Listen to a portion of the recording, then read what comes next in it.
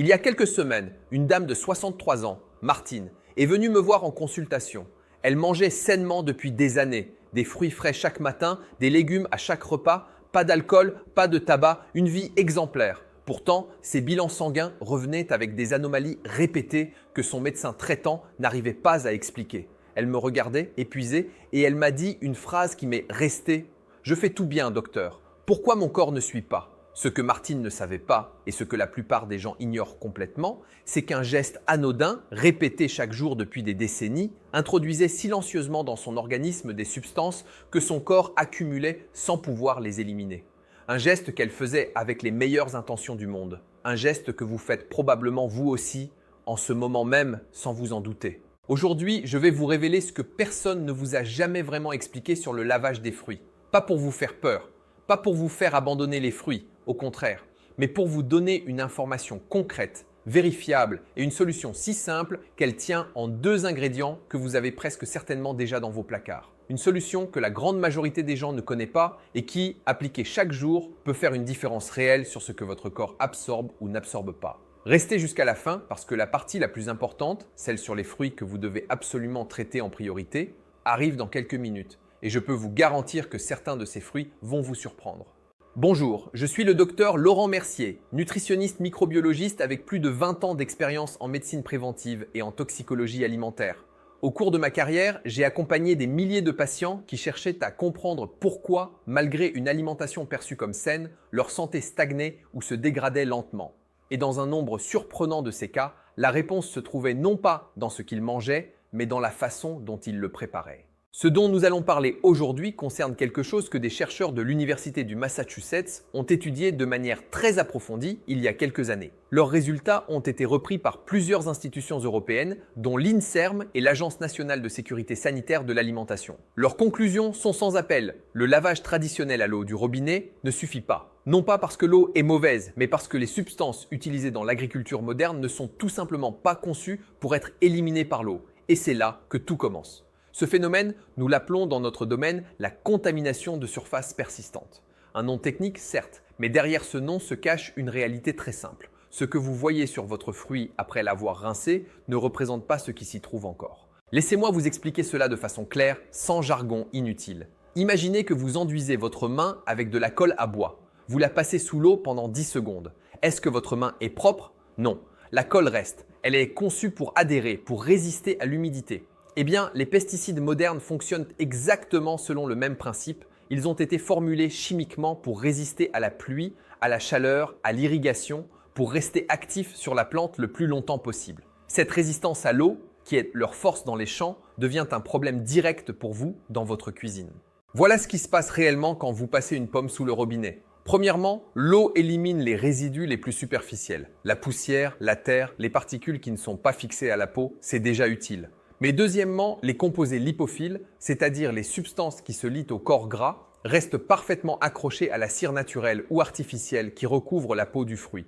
L'eau, qui est une molécule polaire, ne peut tout simplement pas les déloger. C'est de la chimie fondamentale. Et troisièmement, même un frottement vigoureux avec les mains ou une brosse ne suffit pas à décomposer ces résidus, il peut même parfois les faire pénétrer légèrement dans les micro-fissures de la peau. Est-ce que cela signifie que manger des fruits est dangereux ? Absolument pas. Les fruits restent l'un des aliments les plus bénéfiques qui existent pour votre santé. Des études menées sur des décennies confirment leur rôle protecteur contre les maladies cardiovasculaires, certains cancers, le diabète de type 2. Le problème n'est pas le fruit. Le problème, c'est le résidu invisible que vous pouvez choisir de réduire facilement. Et c'est précisément là qu'intervient notre solution. Le bicarbonate de sodium. Une cuillère à café, 1 litre d'eau, 15 minutes. C'est tout. Voilà la totalité de ce dont vous avez besoin pour transformer complètement la qualité de ce que vous mettez dans votre bouche chaque matin. Vous êtes peut-être sceptique, c'est normal. On a tous l'impression que les solutions efficaces doivent être compliquées, coûteuses, voire prescrites par un médecin. Mais la science, parfois, nous rappelle que les réponses les plus puissantes sont celles qui sont accessibles à tous. Et le bicarbonate en est l'exemple parfait. Pourquoi le bicarbonate fonctionne-t-il là où l'eau échoue ? C'est une question de chimie, mais je vais vous l'expliquer en 30 secondes de façon que vous n'ayez pas besoin d'un diplôme de chimiste pour comprendre. Le bicarbonate de sodium est une substance alcaline. Quand vous le dissolvez dans l'eau, vous modifiez légèrement le pH de cette eau, vous passez d'un environnement neutre à un environnement légèrement basique. Et cette modification chimique fait quelque chose de remarquable. Elle commence à dégrader la structure moléculaire de certains pesticides, en particulier ceux qui sont organophosphorés ou à base de carbamate, deux des familles les plus couramment utilisées dans l'agriculture conventionnelle. Imaginez que ces pesticides sont comme des aimants collés à la surface du fruit. L'eau seule ne peut pas les décoller parce qu'ils sont attirés par la cire, pas par l'eau. Mais le bicarbonate, lui, vient modifier le champ magnétique autour de cet aimant. Il brise la liaison, il facilite le détachement et l'eau peut alors faire son travail et emporter ces résidus désolidarisés. Des chercheurs ont démontré que cette méthode pouvait réduire de manière significative la présence de résidus de pesticides sur la peau des fruits, notamment des molécules comme le thiabendazole et le phosmète, qui sont parmi les plus couramment retrouvés sur les pommes et les poires en Europe. Maintenant, voici le point critique, et je veux que vous l'entendiez clairement. Le temps d'action est essentiel. Beaucoup de personnes qui essaient le bicarbonate passent leurs fruits sous l'eau avec un peu de poudre pendant 30 secondes et concluent que ça ne sert à rien. Ce n'est pas comme ça que ça fonctionne. La réaction chimique dont je vous parle ne se produit pas instantanément. Elle a besoin de temps pour agir. Et ce temps, selon les recherches disponibles, se situe entre 10 et 15 minutes d'immersion complète. Pas de trempage partiel, pas de frottage rapide. Une immersion complète dans un récipient, de préférence en verre ou en inox, contenant 1 litre d'eau fraîche et une cuillère à café de bicarbonate alimentaire. Vous immergez les fruits, vous attendez, vous enjuagez. C'est une routine de cuisine, pas un protocole de laboratoire. Et le résultat? Une peau de fruits propre, sans goût de bicarbonate, il n'en reste aucun une fois rincé, sans texture modifiée, sans diminution des vitamines ou des minéraux. Vous n'éliminez pas la valeur nutritionnelle, vous éliminez ce qui ne devrait pas y être. Si cette information vous semble utile, partagez cette vidéo avec vos proches. Pas pour faire peur, mais parce qu'un geste aussi simple mérite d'être connu. Et si vous ne l'avez pas encore fait, abonnez-vous à cette chaîne parce que nous parlons chaque semaine de ces petits ajustements quotidiens qui ont un impact réel sur la santé à long terme. Maintenant, parlons d'un point que beaucoup de gens négligent. Tous les fruits ne présentent pas le même niveau de risque et il est important de savoir lesquels méritent le plus d'attention pour que vous puissiez prioriser votre temps et votre énergie. Il y a ce que j'appelle les fruits de première vigilance. Ce sont ceux que vous consommez avec la peau, dont la surface est large ou irrégulière et dont la culture conventionnelle implique statistiquement le plus de traitements. La pomme arrive en tête, systématiquement classée parmi les fruits les plus traités dans les analyses de résidus publiées par la Santé publique France et par l'EFSA, l'Autorité européenne de sécurité des aliments. Sa cire, naturelle ou ajoutée artificiellement après récolte pour prolonger sa durée de conservation, fixe les résidus avec une efficacité redoutable. Quand vous mangez une pomme non lavée correctement, vous consommez cette cire avec tout ce qu'elle contient. La poire suit de très près. Même famille, même type de traitement, même logique de rétention. La fraise ensuite, dont la surface poreuse et irrégulière est un véritable piège à résidus. Et enfin le raisin, qui pousse en grappes serrées dans des conditions où les traitements fongicides sont particulièrement fréquents pour éviter les moisissures et dont la peau fine et multiple est difficile à laver correctement avec un simple rinçage. Ces 4 fruits, pommes, poires, fraises, raisins, représentent ce que je conseille à mes patients de traiter systématiquement au bicarbonate. Pas de manière obsessionnelle, mais comme une habitude aussi naturelle que de laver ses mains avant de manger. Et puis, il y a les fruits de deuxième vigilance. Le pêche et la nectarine, dont la peau fine et duveteuse retient facilement les résidus. Les cerises, traitées intensément pendant leur courte saison. Les épinards et les poivrons, si vous l'appliquez aussi aux légumes, ce que je recommande pour les mêmes raisons. Et il y a enfin les fruits que vous pouvez traiter avec moins de rigueur. Non pas parce que leur culture est forcément moins traitée, mais parce que vous ne consommez pas leur peau, la banane, l'orange, le pamplemousse, la mangue, l'avocat.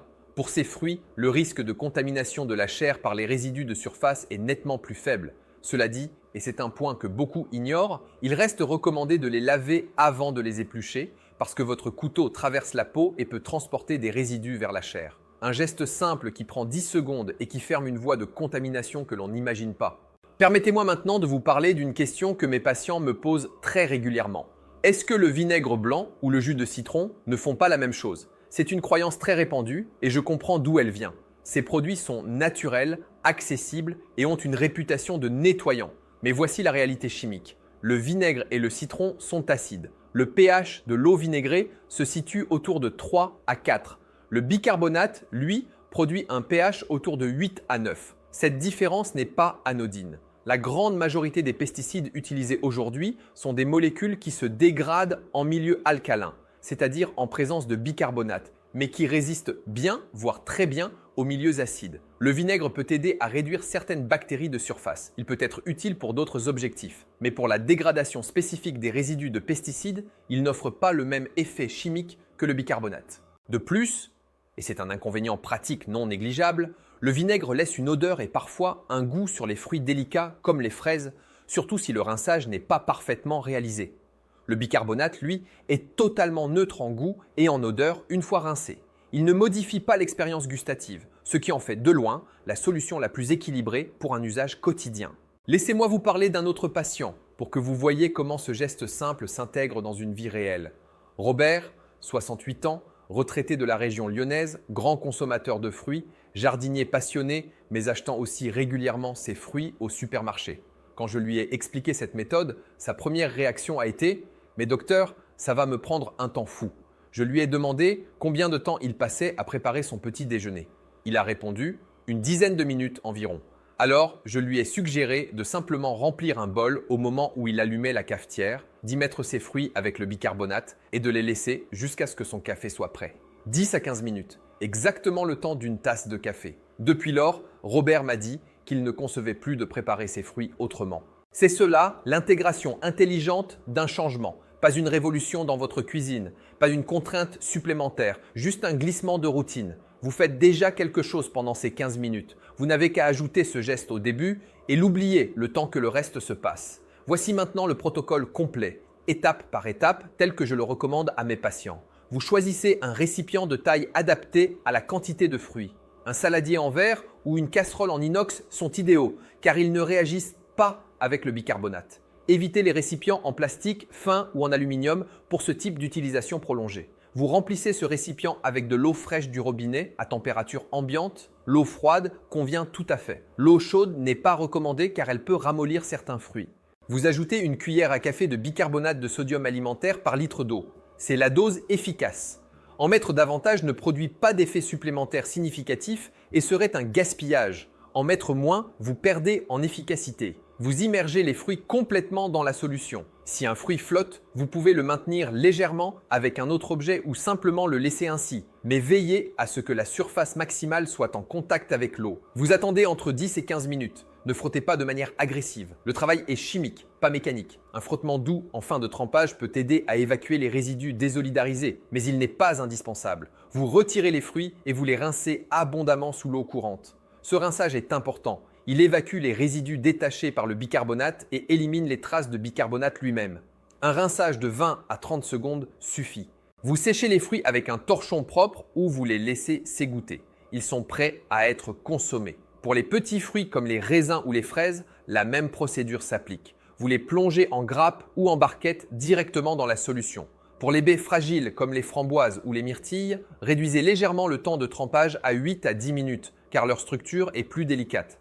Pour les pommes ou les poires que vous comptez peler, de toute façon, est-ce que le lavage est encore utile? Oui, parce que même si vous pelez le fruit, votre couteau passe à travers la peau et peut transférer des résidus vers la chair.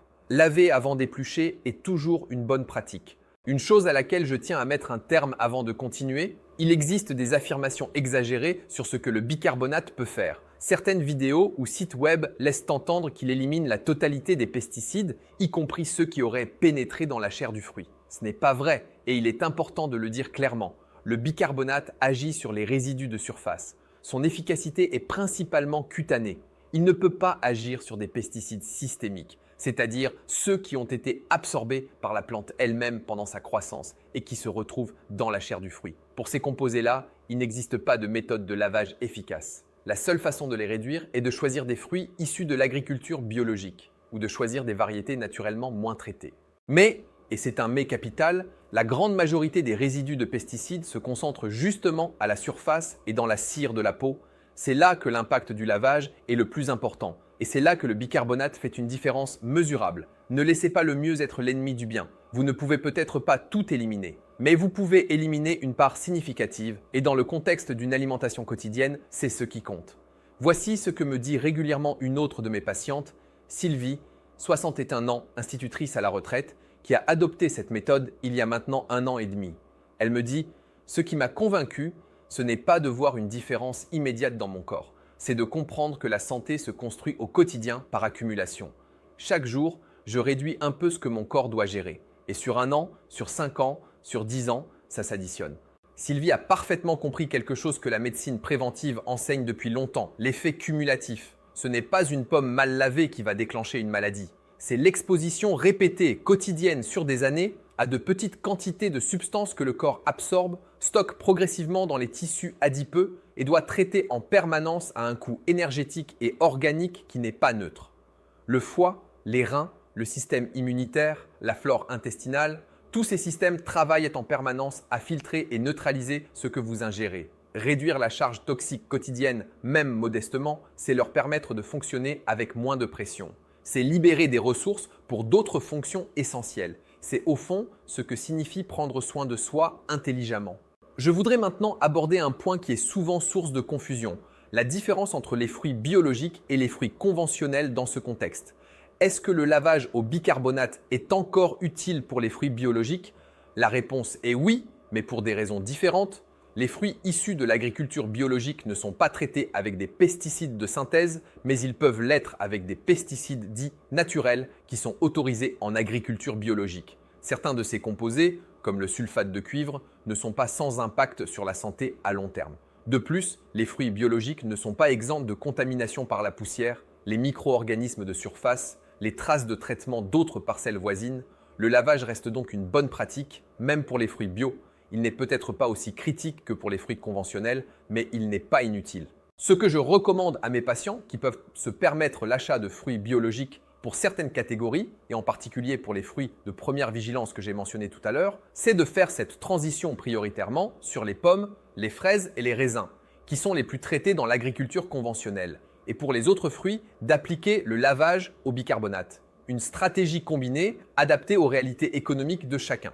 Parce que la santé n'est pas l'apanage des personnes qui peuvent se payer tout en biologique. Ce geste simple, bicarbonate et eau, coûte quelques centimes par semaine. Il est accessible à tout le monde. Et il représente pour un coût dérisoire une amélioration concrète et quotidienne de la qualité de ce que vous mangez. Voici comment je résume cela à mes patients lors des consultations. Vous ne pouvez pas contrôler tout ce qui entre dans votre corps. Vous ne pouvez pas éviter tous les polluants, toutes les toxines, toutes les substances indésirables. Mais là où vous pouvez agir, vous devez agir. Et le lavage de vos fruits est précisément l'un de ces endroits où vous avez un contrôle direct, immédiat et peu coûteux.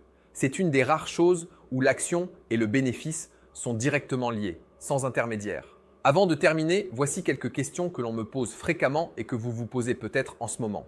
Peut-on utiliser du bicarbonate de soude ménager plutôt qu'alimentaire? Non. Le bicarbonate ménager peut contenir des additifs ou ne pas répondre aux normes alimentaires. Utilisez uniquement du bicarbonate de sodium alimentaire que l'on trouve facilement en supermarché, en pharmacie ou en magasin bio. Le prix est très modeste, moins de 2 € pour un paquet qui dure plusieurs semaines. Est-ce qu'il faut changer la solution entre chaque fruit? Pas systématiquement si vous lavez plusieurs fruits de la même nature en même temps. En revanche, si vous voyez l'eau devenir visiblement trouble ou colorée après le trempage de certains fruits, il vaut mieux la renouveler pour la fournée suivante. Est-ce que cette méthode peut abîmer les fruits si on laisse tremper trop longtemps? Les fruits fermes comme les pommes et les poires tolèrent très bien 20 à 25 minutes sans dommage. Les fruits plus fragiles comme les fraises ou les framboises ne doivent pas dépasser 12 à 15 minutes pour éviter un ramollissement excessif. Est-ce qu'on peut préparer les fruits à l'avance et les garder après le trempage? Oui, à condition de bien les sécher après rinçage et de les conserver au réfrigérateur. Un fruit correctement lavé et séché se conserve dans les mêmes conditions qu'un fruit non lavé. Je voudrais finir par quelque chose d'important et c'est peut-être le message central de tout ce que nous avons dit aujourd'hui. Prendre soin de sa santé n'est pas une question de perfection. Ce n'est pas tout ou rien. C'est une direction. C'est une intention maintenue dans le temps. Vous n'avez pas à tout changer demain. Vous n'avez pas à devenir obsédé par ce que vous mangez, par l'origine de chaque aliment, par chaque résidu possible. Ce niveau d'anxiété ne serait pas utile et ferait probablement plus de mal que de bien. Ce que je vous propose, c'est juste un geste, un seul. Ajoutez une cuillère de bicarbonate dans un récipient d'eau quand vous préparez vos fruits. 15 minutes, rincez, c'est tout. Et si vous faites cela régulièrement, chaque jour ou presque, pendant des mois, des années, Vous aurez réduit de manière significative une source d'exposition que vous ne contrôliez pas jusqu'ici, sans dépenses importantes, sans complexité, sans changer votre alimentation, votre mode de vie, vos habitudes fondamentales. Les petits gestes qui durent longtemps changent plus les choses que les grandes décisions que l'on tient une semaine. C'est vrai pour le sport, pour le sommeil, pour le stress, et c'est vrai aussi pour ce que vous mettez dans votre corps. Manger des fruits reste l'une des meilleures décisions que vous puissiez prendre pour votre santé. Les bénéfices des fruits, fibres, vitamines, antioxydants, minéraux sont documentés par des décennies de recherche. Aucun doute là-dessus. Ce que nous cherchons simplement, c'est à aller chercher ces bénéfices avec le moins de résidus indésirables possible. Et pour cela, il existe une solution simple, efficace, prouvée et aux portées de tous. Une cuillère à café, 1 litre d'eau, 15 minutes, et vos fruits sont vraiment propres. Si ce contenu vous a apporté quelque chose d'utile, pensez à le partager autour de vous, avec votre conjoint, vos enfants, vos amis proches. Ce genre d'informations pratiques mérite de circuler. Et si vous avez des questions, posez-les en commentaire. Je les lis et je fais en sorte d'y répondre dans les prochaines vidéos. Prenez soin de vous et à très bientôt.